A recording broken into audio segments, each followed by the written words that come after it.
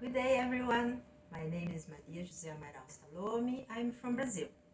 I earned my graduate in social communication. After that, I postgraduated in system analysis in projects. And I did a specialization in health informatics. Finally, I had finished my MBA in healthcare management in May 2020. As a complement, I took an international exchange at Alliance Business Manchester School in England. I've worked in healthcare area at hospital for more than 20 years.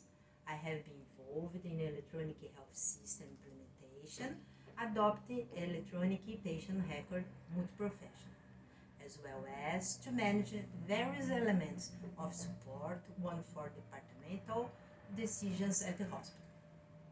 I'd like to say that it's a privilege to be here at the 8th World Congress on Healthcare Management System in Dubai on April from 6 to 8, 2021 online. We are health professionals from different countries and areas who share our concern for understanding how to enhance the efficiency and patient of care. I can say that it's incomparable to be able to think globally, and I believe that the Congress can inspire all. I'm sure it will be a fascinating and enlightening Congress. Thank you for the opportunity.